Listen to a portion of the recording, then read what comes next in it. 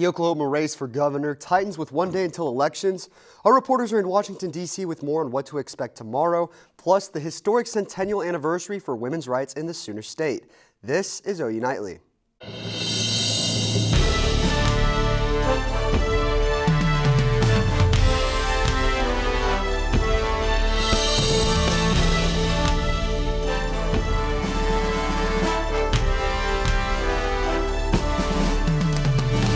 Hello, and thank you for joining us on OU Nightly. I'm Sam Brown. And I'm Ashley Eddy. New poll numbers out today show the race for Oklahoma governor is tighter than ever. Yeah, on this election eve, OU Nightly Shereen Hashem joins us with the look at the latest Sooner poll results. Shereen? We have just one day to go until elections. The points are so close, they continue to remain in the margin of error of the polls. While Drew Edmondson closed the gap by 2 points since last week, it isn't necessarily looking good for the longtime elected office holder. When those who were still undecided were asked which candidate they're leaning towards, Edmondson and Stitt received equal shares. Education is still the leading issue for this election, where Edmondson dominates among education voters, 66.8 to 21.9 for Stitt. Stitt, however, still leads on economic and social issues, totaling 56.7% of all voters. And Ashley and Sam, again, voting will take place tomorrow from 7 a.m. to 7 p.m. Thank you, Shereen. Record numbers of Oklahomans have already cast their votes in this very heated race for governor. The Oklahoma Election Board reports more than 165,000 people took part in early voting last week. That is more than double the number of people who took part in early voting in 2014. OU Nightly's Bailey Bates shows us both sides of the governor's race. Tomorrow, Oklahomans make their decision between Democratic candidate Drew Edmondson and Republican candidate Kevin Stitt as the two battle for the governor mansion. Edmondson, a lawyer out of OKC, has served on the Oklahoma legislature as well as 4 terms as the state attorney general. Previously, he ran for governor back in 2010 but came up short in the Democratic primary. His platform is rooted in increasing the state's educational funding, establishing an Office of Open Government, emphasizing rural development, and to accept Medicaid expansion funds. Unlike Edmondson, Stitt has never ran for office, but the 45-year-old Tulsa businessman says he will apply his knowledge to state government and run it like a business. The answers to our problems is not bigger government. That's right. It's smarter government. Stitt believes he will build an Oklahoma to believe in, the auditing of all state agencies, increasing funding for education, emphasizing economic development, as well as a revamp in infrastructure spending. Tomorrow, it will be up to the voters to cast their judgment. Bailey Bates, OU Nightly. With record early voting numbers, the election board says lines may be longer at some polling places. The important thing to remember is if you are in line before 7, you will be allowed to vote. Oklahoma's record numbers go right along with a national trend for early voting. OU Nightly's Storme Jones is in the nation's capital with more on what to look for tomorrow as the numbers begin to roll in.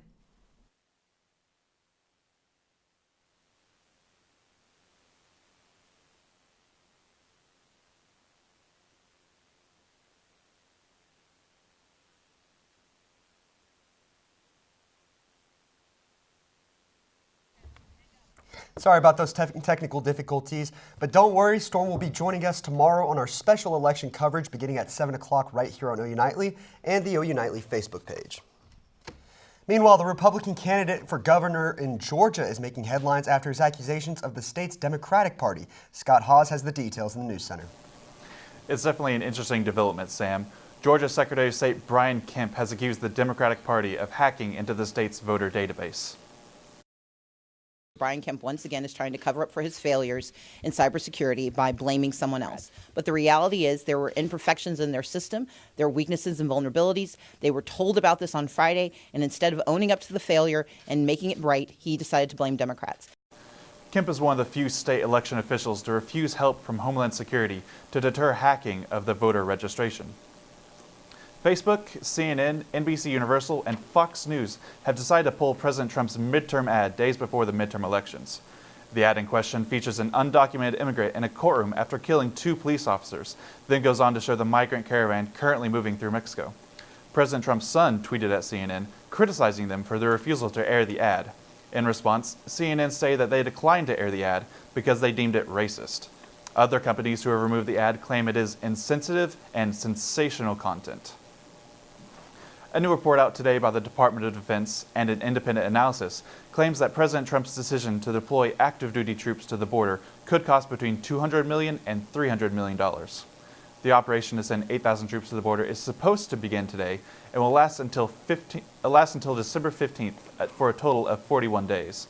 President Trump has said on multiple occasions his desire to send even more troops to the border ahead of the caravan's arrival, even as many as 15,000. And actually, Texas Democratic candidate Beto O'Rourke said that no matter the outcome of tomorrow's election, he will not be running for president in 2020. Thank you, Scott. Well, it's been a clear, sunny day outside. Meteorologist Jordan Overton joins us now to take a look at those nice temperatures. That's right, temperatures are fantastic outside. In fact, looking at our Kessler cam, you see clear skies, just a few high cirrus clouds off there on the left side of the screen. Otherwise, fantastic. Temperature sitting at 70, north-northwest winds around 9 miles an hour, gusting to about 13 miles an hour. But this morning, we had rain if you were in northeast Oklahoma. In fact, northeast Oklahoma here around 8:30. I'll go to the other side so you can actually see it.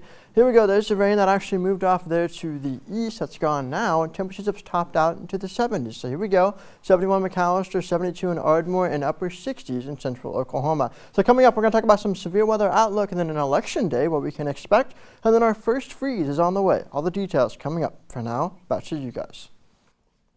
Awesome. Thank you, Jordan. New information out of eastern Oklahoma. A young girl has been declared brain dead by doctors after police say her mother shot her in the head. Investigators say 38-year-old Amy Hall shot 16-year-old Chloe Tolliver while she was sleeping early Thursday morning. Detectives say she also shot and killed her 18-year-old son Kason and injured her 14-year-old daughter. Chloe will remain on life support until her organs can be donated. Hall has been charged with 1 count of first-degree murder and is expected she will be charged with another count after Chloe was removed from life support.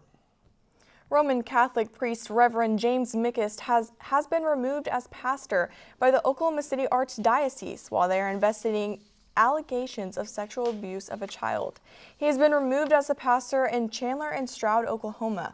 Mickist was removed from ministry at an Enid church in 2002 over allegations of sexual abuse, but was reinstated a year later when no evidence was found.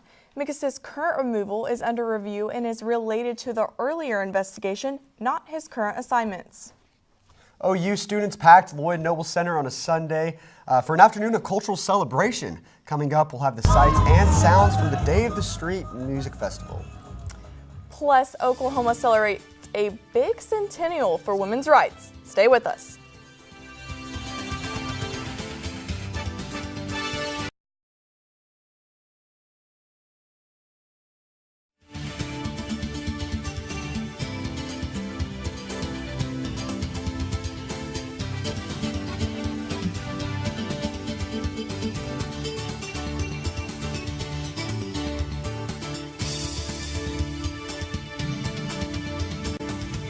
Welcome back to OU Nightly. Hispanic culture was celebrated through a special event right here in Norman over the weekend. Olivia Whitehead joins us now in E-Report with more on that event that brought in a big crowd. Lloyd Noble was full of colors and culture yesterday as a special event was held over the weekend. The OU Hispanic Student Association and Latino Student Life hosted their Day of the Dead Street Festival on Sunday. The festival featured food, vendors, and a large variety of entertainment. Participants and vendors alike say they enjoy being a part of the culture each year. Well, I'm from New Mexico, so most Mexican culture hits home with me. I've got tons of family and stuff, so I love this event, and OU has really been very great about providing a lot of excellent events. The event brought hundreds of people from Norman and surrounding areas for the celebration. And Mac Miller's cause of death was released today as people continue to remember the well-known rapper and producer. Officials in California say Miller, whose real name is Malcolm McCormick's, death was caused by, quote, mixed drug toxicity, including fentanyl, cocaine, and alcohol. His death on September 7th was certified as an accident. And a wounded war veteran running for Congress is reacting to a Saturday Night Live skit mocking his appearance. Republican Dan Crenshaw, a Navy SEAL who retired with honors, lost his right eye while fighting in Afghanistan in 2012. Comedian Pete Davidson remarked that he knew about Crenshaw's war injuries even after mocking him, saying, "You might be surprised to hear he's a congressional candidate from Texas and not a hitman in a porno movie." Crenshaw spoke out about the skit today. And listen, as we have thick skin, but as veterans, it's hard for us to understand why war wounds would elicit such raucous laughter from an audience. And so I think they should have they should have rethought that joke a little bit, if you could even call it a joke. But you guys, on a lighter note, I wanted to spice up your lives a little bit and let you know that 4 of the Spice Girls are going on a reunion tour this summer, or next spring in June. And Victoria Beckham is not going to be a part of it, but it's going to be going on. And if you want to go, you know, it'll be I'll fun. tell you what I want. What I really, really want. Of course he's going to say that. I don't want tickets to the show. I'm okay. It is in the UK though, so you would have to get some He might plane do tickets it. right You never now. know. That'd be a good little trip. Money's a little short right now. We'll see about that. We'll one. see. All right. All right. Oh my God. Thank you so much, Thank you, Olivia. Well, it's been a beautiful day out today, Sam, and with voters heading to the polls, I hope that can stick around. Oh, absolutely. Meteorologist Jordan Overton is here with our election forecast for everyone heading out to vote. That's right. I'll have your election forecast and when the first freeze is coming after the break.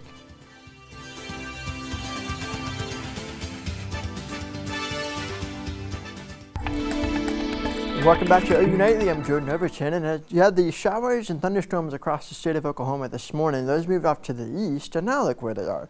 They're all the way around Arkansas, Tennessee, Mississippi, Louisiana, Alabama, and they're actually firing off some severe storms now. In fact, if we go all the way on the bottom left, right down here in Shreveport, Louisiana, these are actually supercells that are developing that actually currently have tornado warnings. So we have a potential tornado outbreak that could occur late this evening, overnight tonight, really in this entire area. Nashville, Huntsville, Jackson, Memphis, you guys are all in the zone where you could see severe weather really throughout the rest of the evening and then tonight and overnight tonight. But when we move on, what about the election day forecast? So here's the outlook for tomorrow. Again, dry conditions for most of the southwest.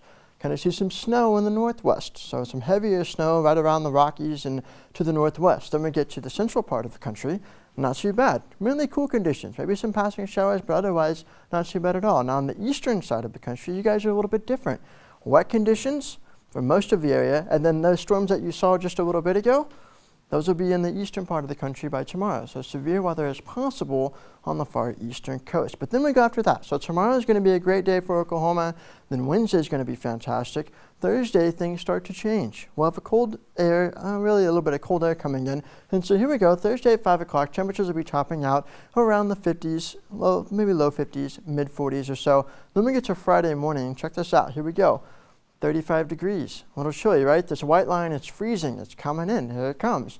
Then we go to Friday afternoon, 40s, 50s, it's gonna be chilly, another cold shot. Then the main cold shot comes on Saturday, check this out, 29 degrees. 29 degrees on Norman Saturday morning, our first freeze since April 16th of earlier this year. Notice 27 degrees in Tulsa and 22 degrees in Springfield. So cold air is on the way. But for tomorrow, conditions are going to be fantastic. 46 degrees at noon, 66 at noon. Notice we have 68, but my high is actually 70.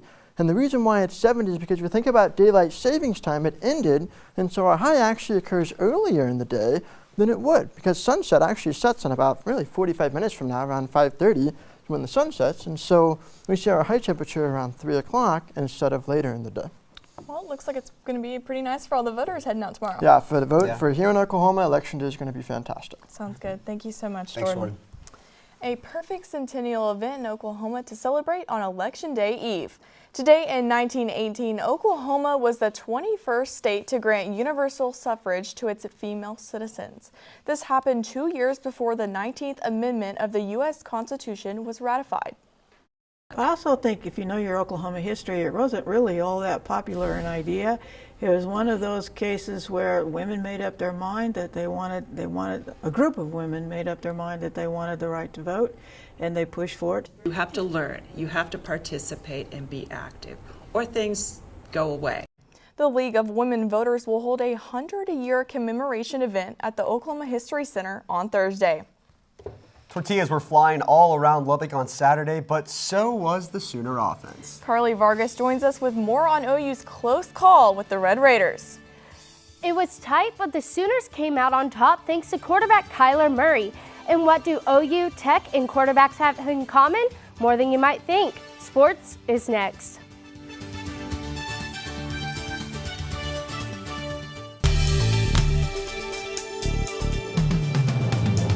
It's championship November, and OU took on Texas Tech with hopes of moving up the ranks. Going into the game, the Sooners were ranked number 7 in the AP poll, and with some help from Alabama beating LSU, they moved up into the number 6 spot. It was high energy down in Lubbock.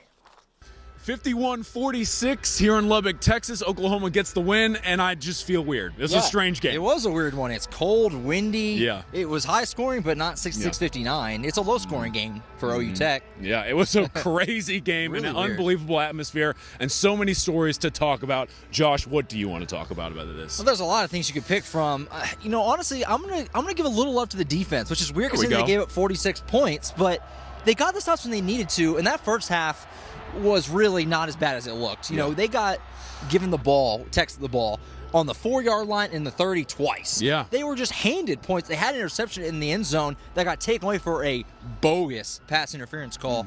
Defense got the stops when they needed to. It's like we always say, you don't have to be good with this offense, just good enough. Say they were good enough, and if they can do that down the line, you never know. A couple more stops and you can get some quality wins. I think that this game definitely proved it. Mine kind of goes off of yours a little bit. The adversity that this team faced, obviously this atmosphere was extremely hostile, and the players, they dealt with several personal fouls, unsportsmanlike conducts. It was just a sloppy overall performance, offensively and defensively. Kyler Murray, those 2 turnovers you mentioned that set Texas Tech up with the ball in their own territory very early.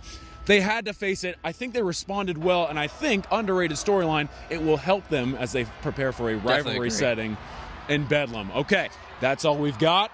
Make sure you keep it with OU Nightly and OUNightly.com the whole week for more on Sooner football action as we prepare for Bedlam coming up very soon. It's going to be a whole lot of fun. In the spirit of OU versus Texas Tech, both teams' former quarterbacks also faced off against each other Sunday, although the results were quite the opposite. Patrick Mahomes' Chiefs took down Baker Mayfield's Browns by a final score of 37-21. Last time they met, the scores were nearly doubled in favor of Mayfield. And now we have 3 really busy students involved in tonight's Sooner Sports Pad show. First up, Josh Callaway pulling double duty. Thank you, Josh. Josh. Carly, somebody's got to handle all this stuff. I'm running on fumes a little bit right now, but that's no excuse. So are our Sports Pad guests, Trey Sermon and Grant Calcaterra. They stopped by. The star running back and star tight end joined us in the studio. And we have a special time for you this week. We're going to be on Fox Sports Oklahoma at 10 o'clock after tonight's Thunder game. Also, new host Tori Johnson will give you a behind-the-scenes look at the annual charity Halloween baseball softball game. Carly, of course, if you miss us tonight, you can always see the replay right here after tomorrow's newscast. Back to you. And while you're waiting for Sooner Sports Pad, the OU women's basketball is hosting their home opener against Northeastern State. This will be Sherry Cole's 23rd season with OU. Since 1999, the team has gone 31-0 in exhibition games. Hopefully, it'll be 32-0 after tonight. And 2 of the NFL GOAT front runners faced off Sunday in a QB matchup between the Packers and the Patriots. While Aaron Rodgers had the better stats, Tom Brady had the better outcome. On top of a win, Brady is the first NFL quarterback to accumulate over 80,000 total yards. That's a lot of miles. It is. Thanks, Carly. Coming up, a holiday that is a whole lot of fun. Do not go anywhere. We'll tell you more about it when OU Nightly comes back.